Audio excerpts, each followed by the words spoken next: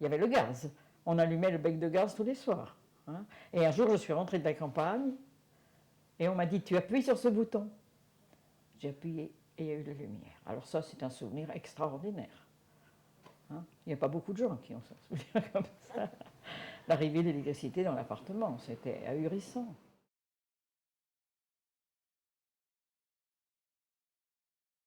Il faut dire que toute jeune, j'étais chez ma grand-mère. C'est elle qui allait dépouiller les lapins, préparer le cochon, accoucher les femmes avec le docteur, laver le linge des gens malades. On l'appelait comme ça, la mère Courdavot. Oh là là. Elle était tout le temps sur le pont. Hein. Et le soir, quand mon grand-père allait se coucher parce qu'il savait lire ni écrire, elle descendait la lampe et on lisait toutes les deux un livre qui s'appelait Fils du peuple de Maurice Thorez. Ah, Et je l'ai toujours bien formé. Et il est toujours là ce livre. Hein. Il est signé Thorez, mais ça s'efface. Et ma grand-mère, c'était la seule communiste dans le village. Alors aux élections, il y avait toujours une voix. Et puis après, il y a eu deux voix, parce qu'elle mettait le bulletin à mon grand-père qui ne savait pas lire. Et elle lui disait, tu mettras celui-là dans l'urne. Voilà. Alors je crois que déjà je baignais un peu là-dedans quand même. Hein. Mes parents étaient dans le commerce, hein, ils étaient décorateurs. Donc ils avaient besoin du téléphone aussi à la maison. Quand ils rentraient le soir, il fallait qu'ils aient le téléphone sous la main. Et alors moi j'étais heureuse parce que je leur téléphonais dans la journée. Mais on passait par la demoiselle du téléphone, hein, à cette époque-là. On ne faisait pas son numéro tout seul. On téléphonait, on appelait je ne sais pas quoi. Le 22 Agnières. Peut-être, je ne sais pas quoi. Et on disait, mademoiselle, vous voulez me donner, s'il vous plaît, on emmenait au bois de Boulogne. Et encore, ma grand-mère m'emmenait au bois de Boulogne en prenant un pliant pour elle et un pliant pour moi, de manière que les autres enfants ne viennent pas vers moi. J'ai été élevée en solitaire, moi. Il ne fallait pas que les enfants m'approchent. Ils m'auraient donné des maladies. C'est pour ça que j'ai été assez sauvage et désagréable longtemps. Ah oui, oui, oui. Parce que j'ai toujours été toute seule. Ben oui. Il ne fallait pas que les autres moi, viennent. Moi, je jouais avec les gamins du 9 boulevard d'Algérie, là, du HLM. Là. Il y a des jeunes qui faisaient de la moto et tout ça, sur l'emplacement de l'hôpital Robert Debré. Ils faisaient de la moto. Nous, les gens du 9 boulevard d'Algérie, on descendait avec une couverture, on s'installait sur les forts, et puis les hommes jouaient aux cartes, les enfants couraient, cavalaient, jouaient, et les femmes discutaient, tricotaient. Voilà, c'était assez sympathique. Hein. J'ai perdu mon père, j'avais 13 ans, et nous avions nous étions au 9 rue Parandrozan, et le concierge du 7, c'était le garage, 5. Le concierge du 5 était un des doriotistes, ou je ne sais quoi, hein, avec le bonnet, le béret qui avait le drôle de signe, là, comme ça. Le Francis, oui, non, ce n'était pas le Francis, c'était un signe comme ça. Je ne sais pas ce que c'était. Et il n'a pas perdu le nord, le mec. Il est venu à la maison tout de suite. Et puis il a convaincu maman en lui disant, ben voilà, vous êtes une femme toute seule maintenant, vous avez un enfant, vous aurez besoin d'aide, etc. Alors le PSF, le Parti social français de la ROC, est prêt à vous aider, à intervenir si vous avez des ennuis, etc. Et j'avais 13 ans. Et on m'a inscrit, d'ailleurs je n'avais pas d'avis, hein, maman a pris une inscription au Parti social français et on m'a inscrite au Parti social français. Et moi, je portais l'insigne du PSF. Et je me battais avec les filles communistes qui descendaient de Boulogne-Billancourt. Voilà. Tout ça sous le viaduc d'Auteuil, qui n'existe plus maintenant, il a été démoli. Voilà. Le soir, on se retrouvait sous le viaduc d'Auteuil et on se tabassait. Et le lendemain, on se retrouvait au collège ensemble. On était aussi convaincus l'une que l'autre, moins convaincus de je ne sais pas quoi, parce que... Je ne sais pas, enfin bon. Ce qui prouve qu'on n'est pas maître de ses idées. On a les idées qu'on a dans la famille. Bah forcément, mes parents décorateurs, ils avaient une clientèle qui était des gens de droite. Hein, alors, ils étaient tout à fait à droite. Ma grand-mère, c'était terrible. Alors, fou. Mais moi, j'ai viré de bord quand j'ai travaillé. Parce que mon premier poste, c'était à Boulogne-Billancourt, rue Traversière, et qui a été complètement démoli par le bombardement de chez Renault. Le bombardement de chez Renault, c'est en 42, en mars 42. Ça, je me rappelle parce que ma mère a tellement eu peur qu'elle a accouché en mars 42, 4 mars 42. La rue Traversière, la rue qui arrivait à l'usine Renault de Billancourt, a été rasée de bout en bout, de la porte de Saint-Cloud à l'usine Renault. Comme ça. Toutes les maisons par terre. Le comble, c'est que c'était la première fois qu'on était bombardé, quand ils ont bombardé Renault. C'est la première fois, le premier bombardement sur Paris. Donc on ne savait pas. Alors quand ils bombardaient comme ça, ils lançaient des fusées éclairantes pour se repérer, pour retrouver. Et tout le monde était dans la rue. Tout le monde, on était comme ça dans la rue, on regardait en l'air, et les gens nous ont dit mais rentrez, rentrez, mais c'est un bombardement, mais vous vous rendez pas compte, rentrez chez vous. Donc on trouvait ça formidable, ces petites fusées rouges, bleues, vertes qui éclairaient partout. Surtout que nous, à la porte de Saint-Cloud, on était entre Renault et les usines Citroën, qui à ce moment-là fabriquaient les Messerschmitt pour l'armée allemande. Donc ils cherchaient les deux. Les deux coins, on était coincés entre les deux. On reconnaissait très bien les avions allemands des avions anglais ou américains. Les forteresses américaines, alors là, on les reconnaissait, c'était énorme. Hein. Mais les Anglais, les Américains, ils bombardaient n'importe comment. Ils sont flexibles. Oh, alors non, ils s'en foutaient, complètement. Les Anglais bombardaient mieux. Ça tombait mieux sur les points qu'ils voulaient faire atteindre. Et les Américains, non, ça tombait où ça pouvait. Ce dont je me souviens, parce que je suis née en 1936, alors c'était les bombardements de Noisy-le-Sec, hein, de la Chapelle. Les gares de triage. Oui, les gares de triage. Et alors on descendait dans le métro, et ma mère nous avait préparé dans des vieilles couvertures des espèces de robes de chambre. Elle avait perdu son fils. Oui, et elle avait des jumeaux, ils sont en 42, ils étaient petits, elle les avait dans les bras. Et en allant sur le parcours du métro, elle a eu un malaise, elle est tombée. Moi j'étais approchée à elle. Et quand elle s'est relevée, elle avait perdu un des jumeaux. Alors elle pleurait, elle criait et tout ça.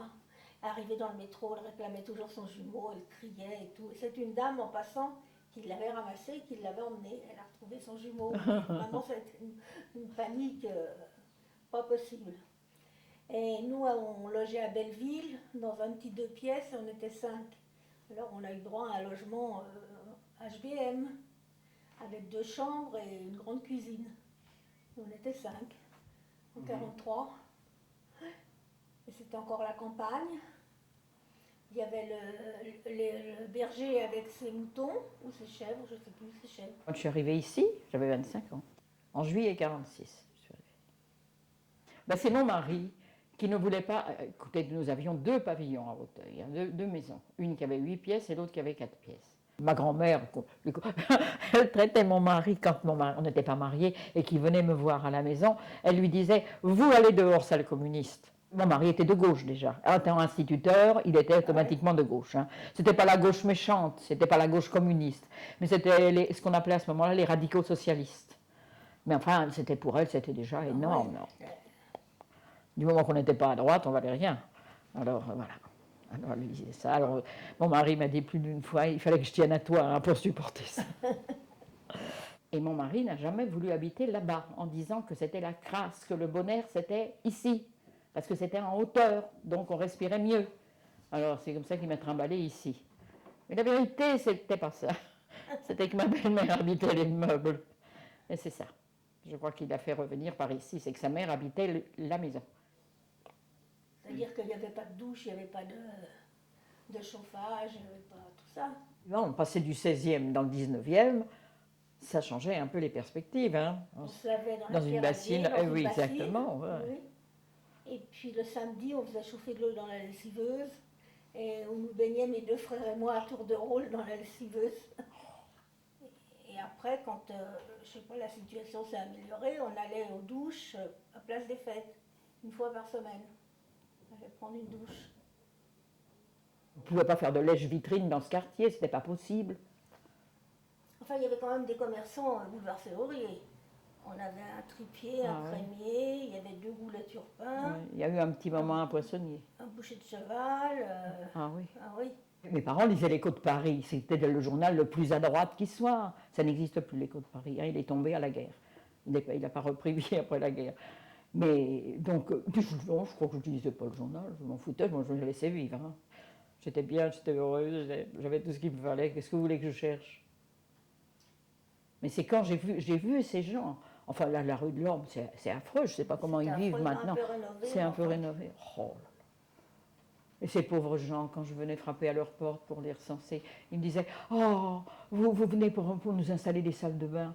Je disais « Non, je n'installe rien du tout, je fais le recensement, c'est tout. » Oh non, c'était terrible, là, vraiment. Mon père, il était à la SNCF, à l'échelle 5, c'est-à-dire un peu plus que manœuvre, quoi. C'était pas terrible et ma mère ne travaillait pas, on était 3 enfants à l'époque, elle ne travaillait pas. Alors, c'était pas la richesse, hein, on achetait une paire de chaussures, une pointure de plus pour que ça dure 2 ans, les vestes, une taille de plus pour que ça dure deux Ouais. ans. Ah oui, c'est un peu pareil. Et mon père, moi, il lisait l'Humanité déjà à l'époque. Il n'était pas engagé vraiment, mais il lisait l'Humanité. Il était communiste, mais il était, comme il disait, il n'était pas encarté. Il n'était pas, il voulait pas. Et moi, j'étais un peu la rebelle dans la famille. Alors, dès que j'ai commencé à prendre de l'âge, j'ai même fait inscrire en cachette mes frères aux jeunesses communistes et tout. Et on cachait nos cartes sous les vêtements. Et mon père, il ne voulait pas, il voulait pas. Et quand il a appris que moi j'y étais, il n'était pas content, mais il était un peu fier quand même. Et la CGT existait à ce moment? Oh oui, moi j'ai toujours connu. J'ai découvert un monde que je ne connaissais pas du tout. Voilà, la pauvreté, des maisons, c'était invraisemblable parce que j'étais en école maternelle. Alors il arrivait on ramène chez eux des enfants malades dans la matinée. Alors on avait une récréation d'une demi-heure, donc on avait le temps d'aller les reconduire. Et le premier que j'ai reconduit, c'était dans un des immeubles qui est juste en face, le marché secrétin. Vous voyez le marché secrétin juste en face. Et quand je suis montée dans l'escalier avec le gamin, il y avait des champignons dans l'escalier. Alors ça m'a déjà sidéré. Le deuxième que j'ai ramené, c'était dans la rue des Chaufourniers, et on montait chez lui par une échelle, et c'était dans une espèce de grenier qu'il vivait. Et on montait à l'échelle. Alors j'étais anéantie de voir ça, parce que je ne connaissais pas ça. Cette misère, ces gens qui n'avaient rien, rien, rien, rien. Et tout ce qu'on avait comme enfant, c'était ça. Vers 23-24 ans, on sortait les enfants du quartier, la rue Alphonse-Carre, alors c'était aussi HBM, des familles ouvrières. Et avec Annick, là que tu connais, Oui. on avait créé les Vaillants, ça s'appelait. Et on sortait les gosses le dimanche, les grandes vacances, toutes les semaines, tous les dimanches, toutes les grandes vacances. Pendant 7 ans, j'ai fait ça. Et puis, après, ce qui m'a amené, moi, alors à m'engager politiquement, c'est la guerre d'Algérie. Parce que j'étais contre la guerre d'Algérie. Et alors là, j'ai commencé à aller aux meetings, aux manifestations. Et c'est à partir de là que je me suis engagée. Et mon mari, il était à la guerre. Et quand il est revenu, il a fait 24 mois, je crois. Et après, on a vécu 6 mois ensemble parce qu'il a été rappelé. Et quand il est revenu au bout de 6 mois, eh ben on s'est quittés parce qu'il était parachutiste, volontaire, engagé volontaire et tout. Alors quand moi j'allais aux manifestations ou aux meetings, quand je rentrais, il me disait que j'avais été traînée, il me frappait. Et puis on est restés 6 mois ensemble. Et j'ai travaillé avec la belle-sœur d'Yves Montand. Et un jour, elle me dit quel est ton chanteur préféré? Oh, je lui dis c'est Yves Montand. Elle me dit c'est mon beau-frère. Et c'est elle qui m'a emmené beaucoup aux manifestations, qui m'a entraînée, tout ça. On collait des affiches, on faisait des manifestations interdites. Alors par exemple sur les grands boulevards, on avait ordre de se promener, et puis d'un seul coup retentissait un coup de sifflet, et tout le monde se rassemblait, et on partait avec les pancartes et tout ça, on se faisait courser. On se faisait courser, oui. Alors là, j'étais à cette manifestation, entre autres, et je suis sortie du métro Charonne, j'ai tourné à droite, et j'ai vu un rang de CRS tout de suite là. J'ai eu peur, je me suis mise à courir, et j'ai perdu une chaussure. Et au lieu de continuer à courir, je suis retournée chercher ma chaussure. Alors vraiment, je les avais dans le dos, vraiment qui couraient derrière moi. Et c'était sur le boulevard, là. J'ai descendu un escalier, et c'est ce qui nous a sauvés. J'ai retrouvé une copine que je connaissais. On est rentré dans une cour d'immeuble, et les gens qui s'étaient mis dans le coin de l'escalier, ils ont été tabassés. Ah, voilà. Et quand on a repris le métro avec ma copine, son père l'attendait, et il lui a dit il y a eu des morts. Et après, on a donc été à l'enterrement. C'était quelque chose d'immense.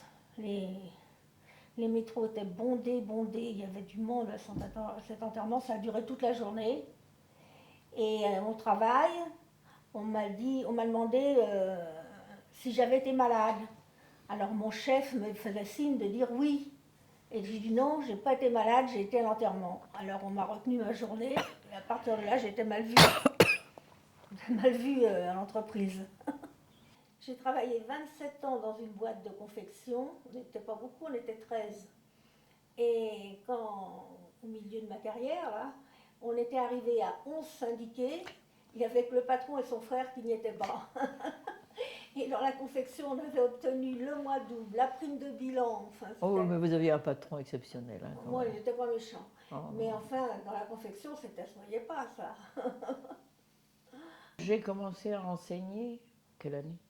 Je ne sais plus, 42, 43, quelque chose comme 42. Quand je me suis mariée, j'étais encore à Janson de Sailly. Et mon mari m'a fait la guerre. Comment tu ne vas pas tous les matins aller d'ici, prendre le métro pour aller rue de la Pompe, tu te rends compte, le temps que tu perds, etc. J'ai donc demandé un poste par ici. J'en ai revu l'année dernière d'ailleurs, des anciennes élèves. Ah oui. Il y en avait 5 à la maison, Nicole était là. Et sur retraités, 5 élèves retraités. Ouais, 5, dont 2 avaient 61 ans et les 3 autres avaient 59 ans. Vous vous rendez compte? Incroyable. Ah, quel choc, oui. C'est quoi le choc? Bah, c'est la fin de l'Union soviétique, quoi. Non, moi maintenant, je serais plutôt tentée d'aller vers Besancenot. Mais le Parti communiste, il m'a déçu, il me déçoit maintenant. Il est pratiquement dans le coma. Hein. Moi, je trouve qu'il y a tellement d'injustice que ça me rend révoltée. Par exemple, là, on annonce 0,8% d'augmentation du SMIC, ça va faire 8 centimes par personne. Moi, je trouve ça honteux, alors que l'autre, là, Sarkozy, s'est encore augmenté son salaire et tout ça, et tout l'argent qu'il dépense, et tous les gens du CAC 40 et tout ça, tout ce fric qu'il y a. Ma mère, ma grand-mère, il fallait pas parler politique avec elle, c'était pas possible. C'était pas possible, on serait écharpés. Non, non, non. Tu vois le monde qui nous séparait.